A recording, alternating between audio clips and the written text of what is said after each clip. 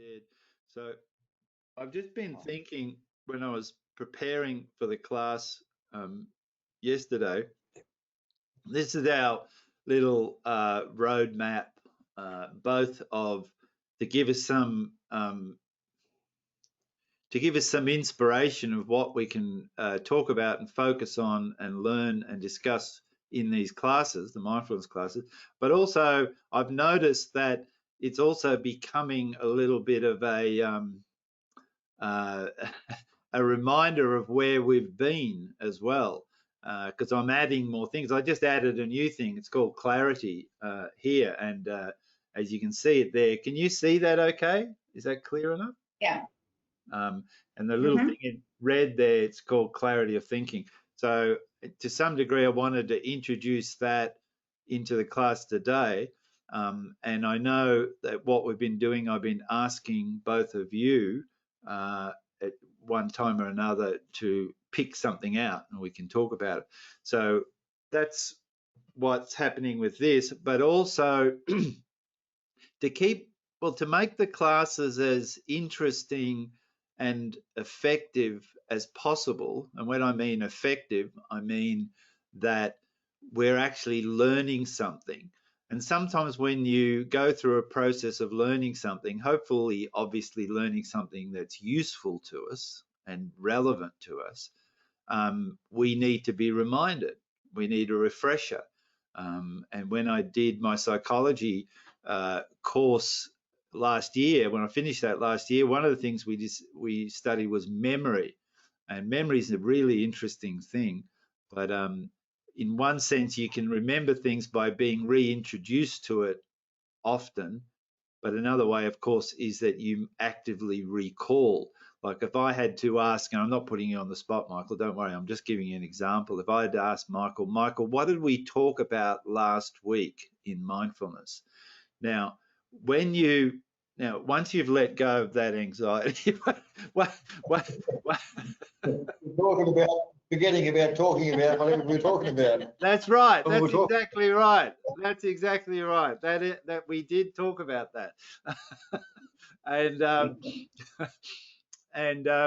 but a really interesting thing happens in our brain when we're forced to recall, because that is actually what consolidates, not the only thing, but one of the main things of memory.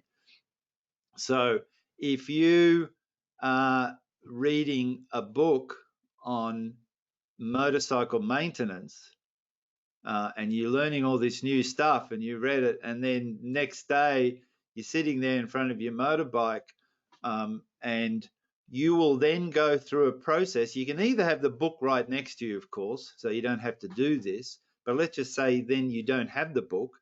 You will be forced to recall some of the things that you learned. And in that process of recalling, you are consolidating that memory. It's very powerful. A lot of people don't realize that. And even students who go to high school and TAFE and university, they are the old system of rote learning and, repetitive looking at something repetitively until it somehow sinks into your brain. It's not an effective form of remembering things at all. They've discovered that. And that was actually drilled into us when I did the psychology degree. The useful thing of doing a psychology degree is that you get all the perks of learning about how to learn. So it was fascinating. So what I've decided to do in regards to all of that, what I've just said, was that because we've had a few classes now. If you look up there on YouTube, I don't know exactly how many I posted up there, but we've been working together for a few months now. So and there's some really good things that have come about in what we've been doing. So I'm going to bring some of those things in just as a refresher and a reminder, just from one slide, for instance, so that we can practice consolidating some of those things as well. Anyone want to say anything? I'm listening. Me too. Listening is good. Practicing listening. All right, Listen. great. Just sort of jumping into the future a little bit, while you're looking at that little roadmap, either one of you, because for the next couple of weeks we'll just consolidate, and I realized, like with all things, you know, all these little one word or few word things on this little roadmap thing here, when you really focus on one thing, like we had a whole class on awareness, you realize how much there is actually to it. And I never realized until I gave it some thought how much there was to clarity. I know how good clarity feels. There's no ambiguity there. But I've never really applied my mind and focus to really pulling it apart a little bit. And as a result of that, I came up with 5 things that I'll go through with you today. But so what I'm asking either one of you or both of you, is there anything on this that you'd like to look at that we haven't looked at before in a couple of weeks? Yep, Michael? I was going to say peace, because we didn't do that, did we? No. Or was I away? No, we've been listening to Oh, okay. Yeah. within We've done, Program Man. yeah, Okay. we've done a little bit of peace, and you can't get enough peace. I just wanted to give a little plug there for peace. But I'm actually at peace that she's jotted my memory. Yeah, that's right. That's right. One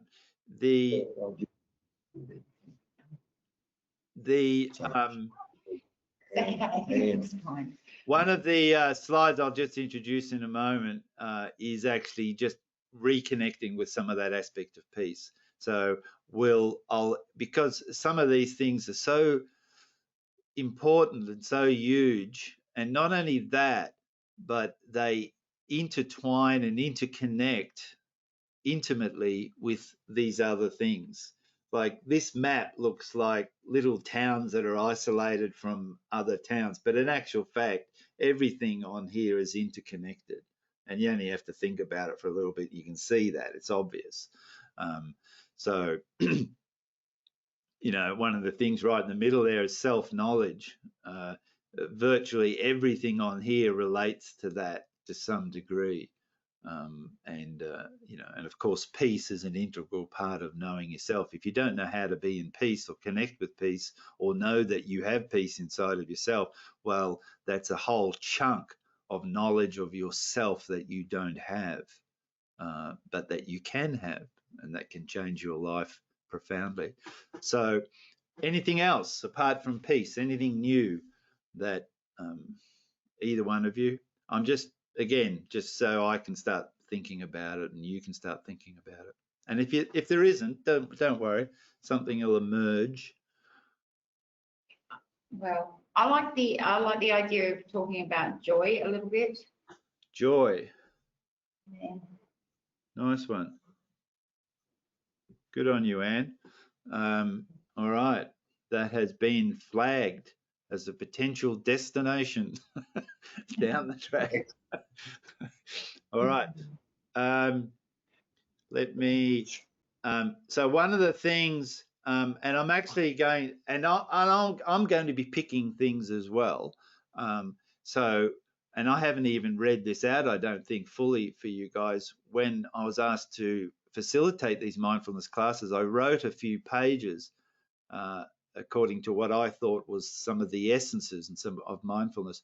So when I did that, I also looked at the literature. Literature means what other people have studied from fields of psychology, religion, philosophy, or whatever, to do medicine, to do with mindfulness. So you have to, because the programs that we run in a facility like that we have here have to be what they call evidence-based, right? Meaning that there has to be some understanding that people have researched it. It doesn't have to be like that, but it has to be if you're in a public space like we are. You can't go off and start practicing medicine from things you read on blogs on the internet. There's got to be some training and understanding around the whole thing. Anyway, and you've been reading this while I've been talking. So this is a quote from people who have Brown and Ryan from an article or paper they wrote. And of course, you've already gleaned the fact that mindfulness is huge. And that's why I talk about it like the facet of the diamond of mindfulness. So you'll read quotes and you'll read definitions from experts meaning they've devoted many years or decades of their life to working with people in regards to mindfulness. And this is one of those things, and this relates because you chose psyche down the track, Michael, I remember, and we've had some discussion about that. But so this is an aspect of that, bringing awareness to bear on facets of experience that have been alienated, ignored, or distorted has been theorized to convert hidden subjects into conscious objects that can be differentiated from, transcended, and integrated into the self. Now, we could have a whole class just on that little thing there. Yeah. But I'm just, a lot of the things I introduce is really just designed to get us to think about something and maybe look at something from a different way, or open up to an aspect of ourselves that we've never really even thought about. So that's what this does. Can I ask a question? Of course. The thing that you just read out, like, do you think it's fair to say that well, maybe to a great extent, it's been deliberately not talked about, or not, like, it's not something that you learn in school, really? Do you know what I mean? And yeah, like, because I tend to think that the psyche and all of that, what you just read, is kind of, it's a subject that doesn't get talked about a lot as we're growing up, and I tend to think it's because there's a lot more to it that perhaps some people in power don't want the average Joe Blow to know about, for whatever reason. Because yeah, I think when you get in touch with all of the aspects of the psyche, you kind of become more than just a human, in my opinion. As in, interesting. we're not just, I don't believe we're just a physical being. I think there's more to us than we've been led to believe. So, you know, yeah, I just okay. wondered if you thought that. What's my take on that? Is that what you're asking, Anne? Yeah. What you just said? Yeah. Well, in many aspects, I agree with you. The only thing I'd probably say, and it's really interesting hearing you express yourself, and when Michael expresses himself, and even with this, because I've been facilitating these classes for quite some time, but it's only in the last few months that I've started recording these classes. So it's really the first time I'm even hearing myself, going back and hearing how I express myself. It's a really interesting thing. And Jordan Peterson, that clinical psychologist who I played for you last week, in that little snippet there, he was talking about our sphere of influence and all of that. He's quite big on, or not afraid to talk about the subject of the psyche that you were alluding to there, Anne. And he makes it also very clear that we need to learn how to clearly articulate yourself. Why? Because for two reasons. One is that we don't want to be looked at as an idiot. Basically, we want to be able to clearly communicate what we're trying to say, what we're thinking, what we're feeling. So that really takes some practice. And I've got actually another grab. I haven't got it ready today. I'll do it next week. I'll just write a little reminder of myself. Jordan Peterson grab, where he makes that, he puts that into words in such a passionate way. So, all right, well, just to comment on your question, I don't sort of come at it, I totally agree with you, but I don't have any, I don't really have the sort of edge on it that someone's deliberately trying to hide something from us. And you alluded to that to some degree in what you said, with the psyche and different aspects of ourselves. And that's because... Yeah. I just wanted, Go on. sorry. You go. Yeah, I just noticed that from what I'm... Over generations. Yeah, like over hundreds of years, but I mean, there seems to be a lot of, not all of a sudden, but there seems to be a huge amount of people now who are looking in the direction of the psyche and focusing more on the psyche and for the better of the human race. So, yeah. I'm not saying that, for example, this government has deliberately, but it just seems odd to me that this sudden awareness combined with the fact that it's not a subject that's been, for example, taught in schools, or even the simple art of meditation is now being, people are questioning whether it's brought into the education system, and I'm just wondering why it's never been. And clearly this is something that's always been. Yeah. Because if you know what I mean. So because we're into control and we only like to work with things we understand and can control. That's an aspect of human nature. And first of all, let me just say a couple of things. So first of all, some schools, and things take some time to be rolled out into and reach what we call a critical consciousness, or a consciousness where enough people know about it, it becomes even part of our vocabulary and to some degree appears normal, if you know what I mean by normal.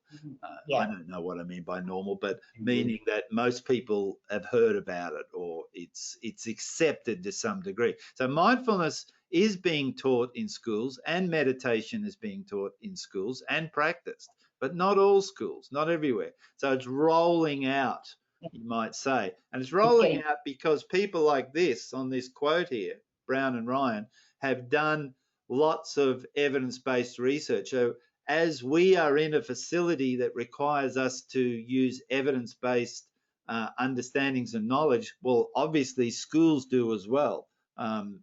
Because we don't want to be subjecting our children to something that's strange or hasn't been understood or tested. So that's happening as well. Psyche is one of my favorite subjects, and it's one of those, unfortunately or fortunately, it's a word like mindfulness actually that has many aspects to it. I mean, I haven't got the slide here, but I actually went through all the derivations of how psyche is used, in psychology, in psychiatry, in psychotherapy, in psychopathologies, all of these things. So it's used a lot, but most people don't understand where it comes from. So the other thing is you have to read. You have to know about mythology. Another question you could be asking is, why aren't they teaching mythology more in schools? And probably they are to some degree in relation to history. And again, it's another word. Well, what does even mythology mean? It's lost favor for other things in this current climate and age, particularly with the internet and with the media and films and movies and video games. Those weren't around when we did have and explore mythology from a historical point of view. And of course, if you go back to the Greeks and the Romans and even the Egyptians and other cultures around the world that have their mythologies, that those practices that they had then were integrated with their psyche. So they were trying to understand themselves. They were trying to understand themselves, and they projected what was going on inside of themselves onto what we call the gods, you know, Zeus, Helena, Athena. Psyche is an actual aspect of one of those. There's a famous mythological story of Psyche and Eros, and that's part of our history and part of our mythology and part of the writing. So Psyche comes through in those mediums. So they would have to teach that to some degree, which I think is a good thing to do. It's part of the humanities and arts. But it all became more relevant when, not relevant, that's not the right word. It took a leap into public consciousness around 100 years ago, when Sigmund Freud and Carl Jung explored the deeper aspects of the psyche. And to some degree, this quote touches upon the work that they did 100 years ago. So they, Freud and Jung together, articulated the notion of the unconscious. The unconscious is a broad term that basically means the deeper aspects of our psyche, exactly what this quote is alluding to: hidden subjects into conscious objects. Does that make sense? So Yeah. it's like, you know, so mindfulness, and I think it's particularly important because, you know, it's the source, that unconscious realm is the source of our fantasies, our nightmares, to some degrees, our possessions and even addictions. You know, those aspects that or some of our behaviors, that all of a sudden everything's just fine. And all of a sudden you'll find yourself fighting and arguing with someone, and and it'll bring forth then anger, and you've lost it basically. And you'll then, once you calm down a few hours or the next day, you'll think, where the hell did that come from? I'll tell you where it comes from. It comes from your psyche. And so what it's saying here with mindfulness is to convert those things that you say, well, what the hell was that? What part of myself was that? It's hidden to you because you haven't devoted any time or energy into looking at it. You know, sometimes when you have very profound dreams, it's easy just to roll over and go back to sleep. But if you take some time, if you want to, I'm not telling you have to by any means, but if you wanted to, they're subjects roaming around and patrolling your deeper aspects of your consciousness.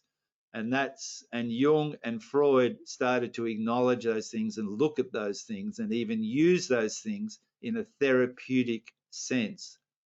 Now, fast forward 100 years to today, it's not talked about that much because other tools have been developed. And I'm talking now in the domain of psychology, right? That sort of thing. Other tools have been developed, like cognitive behavioral therapy, cognitive behavior therapy, CBT, which looks at our cognition, our behavior. And we're touching upon those things, of course. Now, it's widely used, widely accepted, and lots of evidence that it has some efficacy for helping people. Dialectic behavior therapy, talking, that's actually widely practiced there in our facility, for instance. So it goes on and on. So if you're interested in it, which you obviously are, Anne, then it's an interesting area to explore. But one caveat, one warning I should give, it's not really a warning, but one of the reasons, it's not a conspiratorial thing, one of the reasons that some of these aspects that Jung and Freud brought forth all those years ago, the original psychoanalysts, they don't do that because there's some risks and dangers associated with it. And why I'm saying that is there are aspects of our psyche that if we're naive and don't have enough what's called ego strength, and ego in this sense is not a negative word, because a lot of people, particularly since the New Age movement and all of that in the 70s, ego has been branded as a bad thing. And there are definitely aspects of the ego that cause suffering to ourselves and to others. There's no doubt about that. But there's also an aspect of ego, and even with Freud's understanding and definition, there's aspects of the ego. The ego is the central thing that glues everything together. Not glues it together, but keeps it together, right? So it's a strength that we actually have.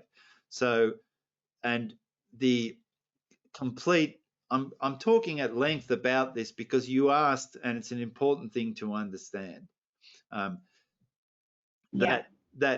one way that these deeper aspects of the psyche can get out of control is in people who have psychotic episodes or pathologies, for instance, like schizophrenia or even bipolar, even some aspects of post-traumatic stress disorder.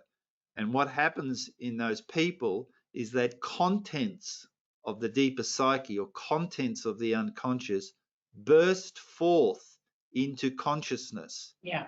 Right? And they cannot discriminate or discern the difference between those contents and, you might say, reality. In other words, an interaction between our own awareness and what's actually happening around us. So, and when I say pathology, I don't mean that in a negative sense. I just mean that that's an illness. That's a definite illness. But even if you don't have an illness, you still need this notion, and I can't explain that properly just yet, but that the notion of ego strength, or the notion that you're strong enough at this point in time, that you've developed enough maturity and strength of your own consciousness to look at these, what they're talking about here, these hidden subjects, and convert them into conscious objects.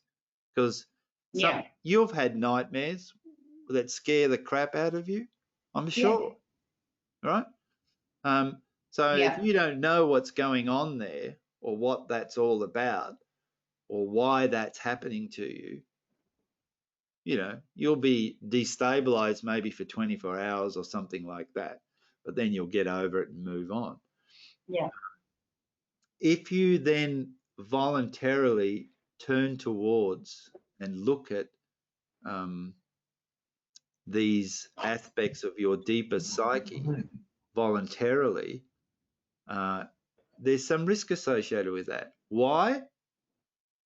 Because deep within our psyche is huge amounts of energy.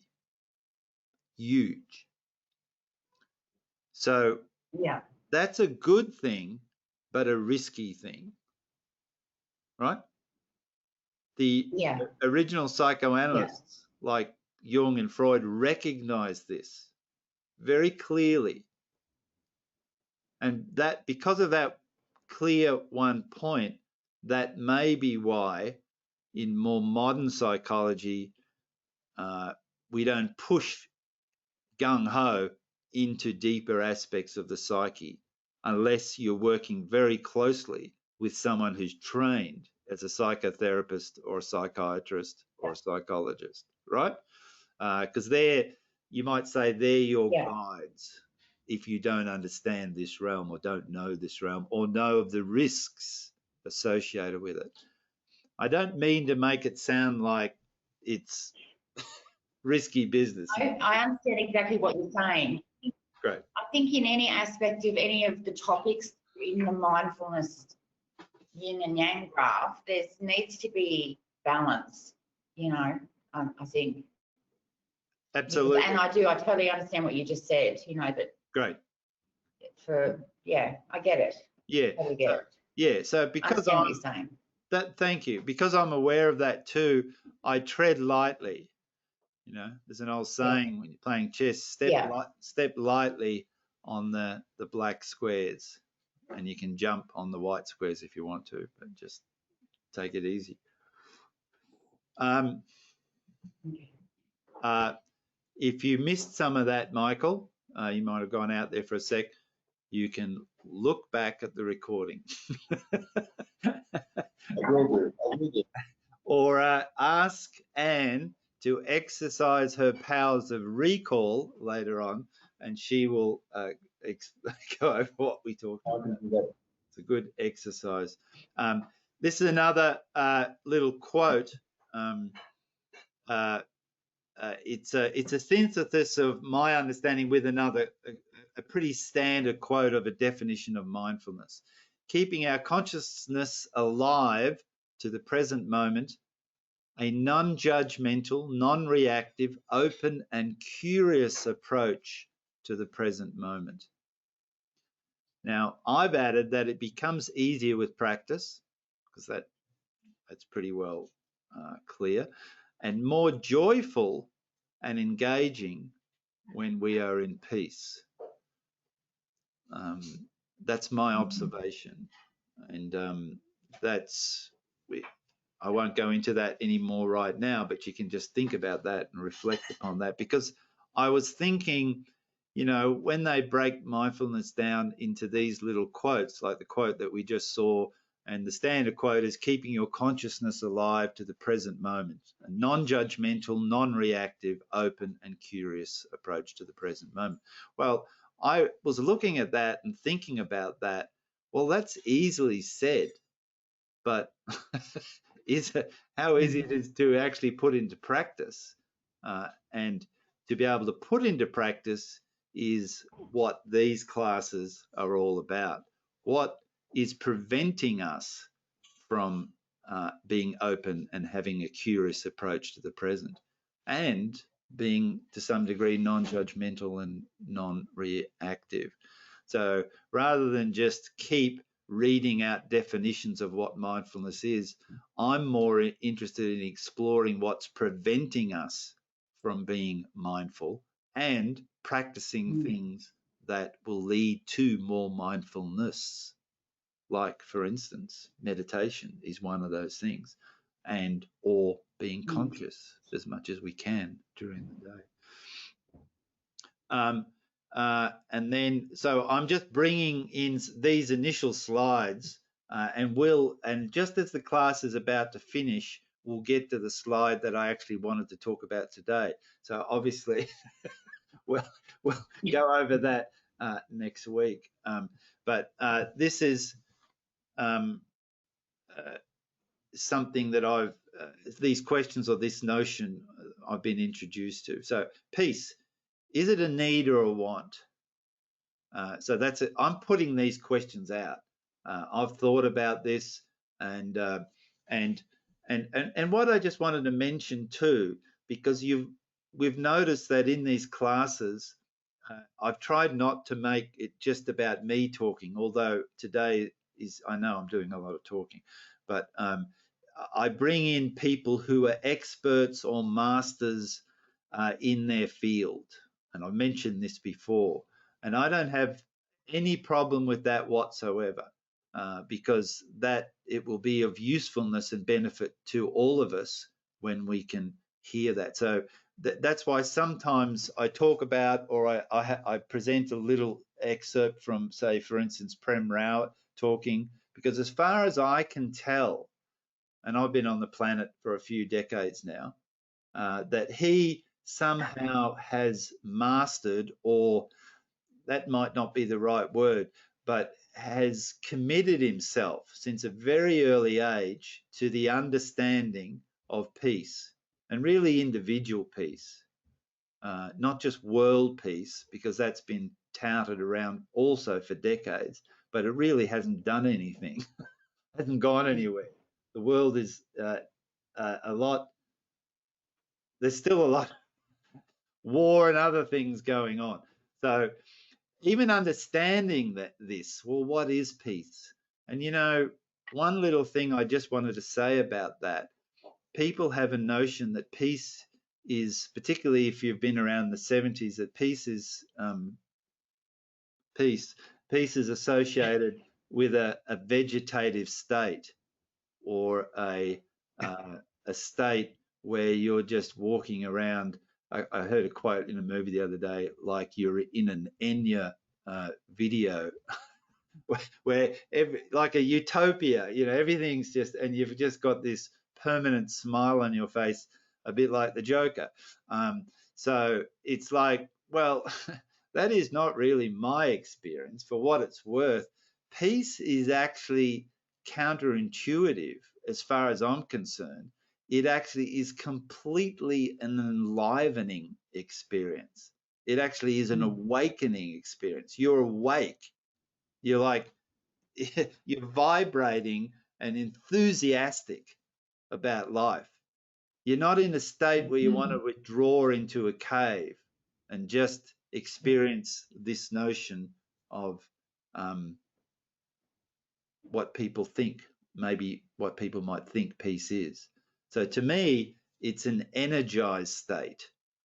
Yeah. But you're energized in the sense where you're calm and focused at the same time. You're not as easily distracted because you're not craving. You're not distracted by every single little thing that just comes and wants to hook onto you. That's just my little aspect take on it. So, and then, like I said, every now and then I'll present a video. And when we first started these classes, I showed a video on vulnerability by a person who'd been studying it for like 2 decades. So we'll do that every now and then as well, so we can all benefit. Can we really be mindful with a restless or unfulfilled heart? So I guess that's the other aspect of peace. Does peace come from or reside just particularly in the mind? Is it a cognitive process, or is it a process that sort of, or a state or a feeling that might emanate from somewhere else within us? And the notion of the word heart there meaning somewhere that's a bit lower or deeper, near our physical heart, but not our physical heart. So opening up to just posing a question. Because I think, and that sort of alludes to what, in some ways, what you were asking before, Anne, about psyche. Like, well, why don't we talk about it? Why don't we talk about a state of heartfulness or a state of being fulfilled in relation to mindfulness? And some people do, of course, particularly when you hear some of the Buddhist monks talk, or the Dalai Lama, or other people who have devoted themselves to this particular area. It's just not clear at the start that that is also involved. Anything you want to say? Yeah. Yep. Michael? Oh, I just had a thought a little while ago, not on this subject, but a couple back. But I won't go into that. I'll go into it another time. But yeah, just like reading that when you say, is it a need or a want? And can we be really mindful with the restless or unfulfilled heart? And I know myself that for me, if I'm at peace, or I need peace, I need to be at peace to really be mindful or meditate. You know what I mean? And it's the opposite too. I get peace from meditation, but if there's stuff going on that I'm not feeling at peace with myself, then my head's going 100 miles an hour, and I'm flashing into all different aspects of what I shouldn't be thinking about when I'm just trying to focus on breathing and things like that. So, that is well said. Yeah. Yeah. it's not, but it's, yeah. So it's kind of Can it be both? counterreactive, I think. Can it kind of be both? Like if there's a need, like it's a want because there's a need there for it. Yeah. Like it maybe we want it because there is a need. Totally. But, you know. Totally. Yeah. And I don't mean to create a dichotomy there with need and want, but the reason I sort of bolded need there is because can you, and that's really what Michael was just saying, can you function with a level of joy and meaning and enthusiasm in this life if you don't have or be able at least know how to connect with peace? That's what I'm introducing. So I'm introducing the notion that peace or being at peace or knowing how to go into peace is a need. In other words, a need that actually brings forth the complete aspect of our humanness, you might say. And then, of course, leading is an interconnection there between wanting and needing. Because once you realize how good something feels, you'll want it more. So in this morning, I managed to identify 5 aspects of clarity, and I won't go into describing what clarity is. We can just think about that and discover perhaps the need for clarity and how enjoyable it actually is. So to pull that apart, I've come up with these 5 things, and this is the first one. It's called clear thinking and knowing ourselves, including our beloved logical fallacies and inherent biases. That's a sarcastic comment there, beloved, because they're not good for us, but we love them. And if you don't know what logical fallacies are or inherent biases, do you know? Have you heard of them before?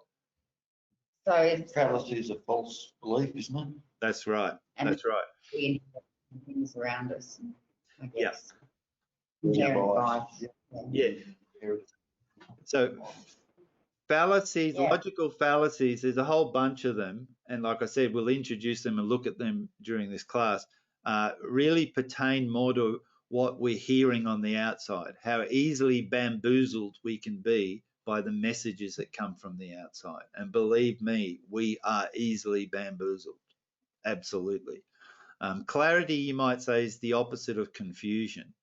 Confusion is a state that we don't like. It's like pain. We don't like it. So to get out of confusion, we need to move towards clarity.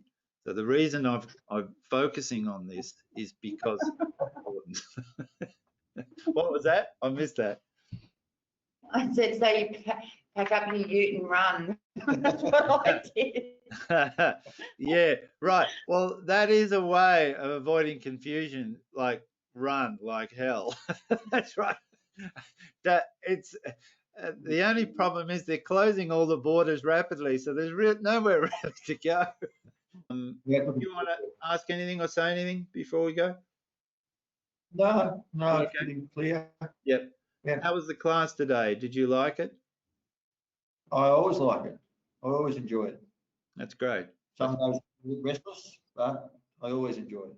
That's great. Thank you. Thank you for the feedback.